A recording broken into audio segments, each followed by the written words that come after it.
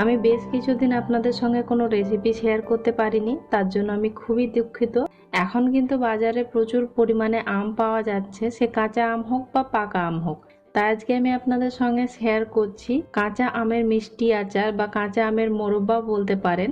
আজকের এই প্রসেসটা যদি আপনারা ফলো করেন তবে সারা বছর ধরে আমের এই মিষ্টি আচারটা সংরক্ষণ করতে পারবেন। দুই রকম পদ্ধতিতে স্টোর করতে পারবেন, একটা রোদে দিয়ে এবং একটা রোদে না দিয়ে। সেটা কিভাবে, পুরো রেসিপিটা আপনারা দেখতে থাকুন, অবশ্যই আমি আপনাদের জানিয়ে দেব। আজকে আমি আচারের জন্য ইউজ করছি ফজলি আম বা ফকিরভোগ আম। এখানে আমি 3টে ফজলি আম নিয়েছি। এই আমটার ওয়েট হচ্ছে প্রায় 1300 থেকে 1400 মতো হবে, যদিও আমি এক্সাক্ট ওয়েট করিনি, আন্দাজ করে বলছি। এবং এটা হচ্ছে সুরমা ফজলি, এবং এই আমটা কিন্তু চিনি ফজলি আম নামেও পরিচিত। অবশ্যই আমি বলবো এই আমটা দিয়ে এই আচার বা মোরব্বাটা তৈরি করার চেষ্টা করবেন। তবে যদি আপনারা টক আম দিয়ে এই আচারটা তৈরি করতে চান তবে অবশ্যই কিন্তু পারফেক্টভাবে আপনারা মেজারমেন্টটা করে নেবেন। 3টে আম আমি খুব ভালো করে ছিলে নিয়েছি, এর মধ্যে সবুজ অংশ নেই। এবার এই আমগুলোকে আমি 4 টুকরো করে নেব। এবার আমি ভেতরের অংশগুলোকে ক্লিন করে নিচ্ছি। একটা পাতলা আস্তরণ থাকে প্লাস্টিকের মতো, সেটাও কিন্তু ছাড়িয়ে নিতে হবে। এবং খেয়াল রাখবেন যেন আমের আটিটা অবশ্যই শক্ত হয়, বা এই যে এই অংশটা দেখছেন এই অংশটা যেন অবশ্যই শক্ত হয়। এবং অবশ্যই আমগুলোকে কাটার সঙ্গে সঙ্গে জলের মধ্যে ডুবিয়ে রাখতে হবে, না হলে কিন্তু কালচে হয়ে যাবে। আমার জাস্ট একটু লেট হয়েছে, তাই এরই মধ্যে বেশ কালচে হয়ে গেছে।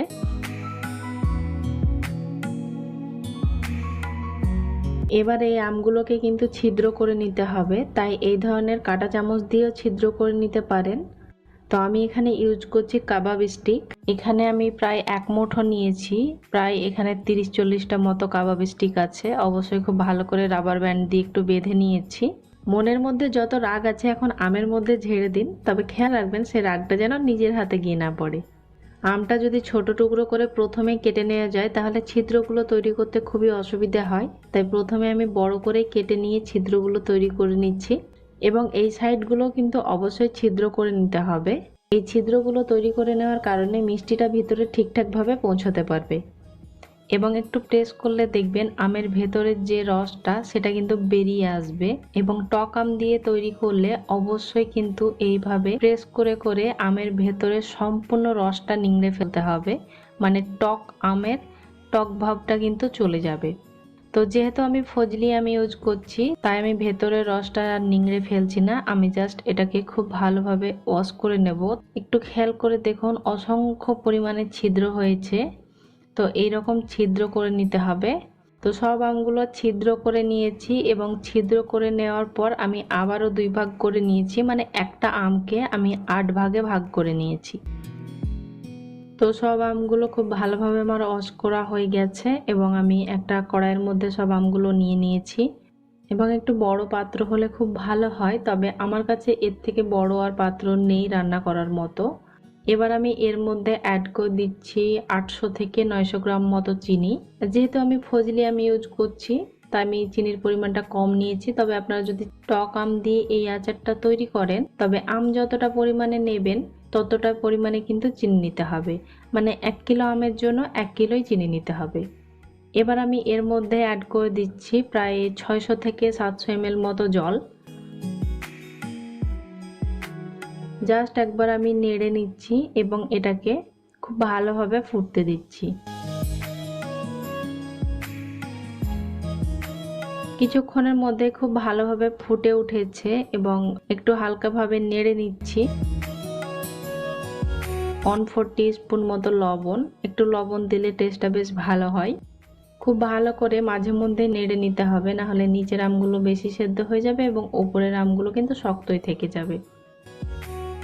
বেশ কিছুক্ষণ পর দেখতে পাচ্ছেন উপর থেকে ট্রান্সপারেন্ট হতে শুরু করেছে আমগুলো, উপরটা কিন্তু বেশ সেদ্ধ হয়ে এসেছে। এই অবস্থাতে একটু সাবধানে নাড়তে হবে, তবে অবশ্যই নিচ থেকে নেড়ে নিতে হবে, না হলে নিচের আমগুলো বেশি সেদ্ধ হয়ে যাবে এবং উপরের আমগুলো কিন্তু শক্তই থেকে যাবে। তো এইভাবে হাই ফ্লেমে আমি সেদ্ধ হতে দিচ্ছি। বেশ কিছুক্ষণের মধ্যে দেখতে পাচ্ছেন আমগুলো কিন্তু প্রায় সম্পূর্ণ ট্রান্সপারেন্ট হয়ে গেছে। খুব সাবধানে কিন্তু নাড়তে হবে এবং অবশ্যই কিন্তু মাঝে মধ্যে আমগুলোকে টান করে নিতে হবে। তো যখন সম্পূর্ণভাবে জলটা শুকিয়ে আসবে, ঠিক এরকম শুকনো হয়ে এসেছে, তো আমি আমগুলোকে আবার টান করে নিচ্ছি। দেখতে পাচ্ছেন যে নিচের আমগুলো সেটা একটু বেশি লালচে হয়ে গেছে, কারণ জলটা সম্পূর্ণভাবে শুকিয়ে গেছে এবং এখন চিনিটা আবার ক্যারামেল হতে শুরু করে দিয়েছে। তো অবশ্যই কিন্তু সাবধানে টান করতে হবে। আমটা কিন্তু এই অবস্থাতে ভেঙে যাওয়ার চান্সটা খুবই বেশি থাকে। তো এটাকে আমি আরো কিছুক্ষণ সময় ধরে কুক করে নেব। এই অবস্থাতে কিন্তু অবশ্যই যেন গ্যাসের ফ্লেমটা লো ফ্লেমে থাকে, সেদিকে কিন্তু খেয়াল রাখবেন, না হলে আমটা কিন্তু পুড়ে যাবে এবং এর কালারটাও কিন্তু বেশ লালচে হয়ে আসবে। এখানে কিন্তু কোনো রকম কালার দেওয়ার প্রয়োজন নেই, তবে আপনারা চাইলে অ্যাড করতে পারেন।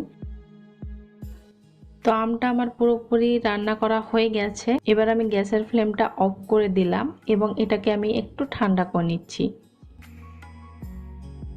আমগুলো একটু ঠান্ডা হয়ে এসেছে। এবার আমি একটা বড় বাউল নিয়েছি এবং এর মধ্যে আমি আমগুলো রেখে দেব, তো যাতে এর মধ্যে এক্সট্রা যে রসটা আছে বা শিরাটা প্রবেশ করেছে সেটা কিন্তু ড্রেন হয়ে যাবে। এই আচারটাকে এইভাবেই রোদের মধ্যে আমি রেখে দেব, তো এর মধ্যে যে এক্সট্রা শিরাটা আছে সেটা কিন্তু ড্রাই হয়ে যাবে এবং আমটা কিন্তু বেশি দিন পর্যন্ত আমরা স্টোর করতে পারবো। আমি একদিন রোদে দেওয়ার পর এই আমটা দেখুন এইরকম ড্রাই হয়ে গেছে। যেহেতু আমি পরিমাণে খুবই কম তৈরি করেছি, তো এই আচারটা আমার বেশি দিন যেহেতু আমার স্টোর করার প্রয়োজন পড়বে না, তার আগে কিন্তু শেষ হয়ে যাবে। এটা খুব জোর হয়তো 3 থেকে 4 সপ্তাহের মধ্যে শেষ হয়ে যাবে। তবে আপনারা যদি বছর জুড়ে এটাকে সংরক্ষণ করতে চান, সেক্ষেত্রে আমি বলবো অবশ্যই এই আচারটাকে রোদে দিয়ে খুব ভালোভাবে শুকিয়ে নেবেন, যাতে এর মধ্যে কোনো রকম ময়েশ্চার না থাকে। যেরকম মোরব্বা ড্রাই হয় ঠিক সেইভাবে এটাকে ড্রাই করে নিতে হবে, তবে কিন্তু আপনারা এটাকে বছর জুড়ে সংরক্ষণ করতে পারবেন। 3 থেকে 4 মাস পরে মাঝখানে 1-2 দিন রোদে দিয়ে দিলে এই আচারটা কিন্তু নষ্ট হয়ে যাওয়ার চান্স থাকবে না। এবং এই আচারটা যদি আপনারা রোদে না দিয়ে স্টোর করতে চান, সেক্ষেত্রে আপনারা ফ্রিজে রেখে 2 মাস পর্যন্ত কিন্তু স্টোর করতে পারবেন। তো আপনারা আজকের এই প্রসেসটা যদি সম্পূর্ণভাবে ফলো করেন, অবশ্যই আপনারা এই ধরনের মিষ্টি আচার বা আমের মোরব্বা সারা বছর ধরে অবশ্যই সংরক্ষণ করতে পারবেন।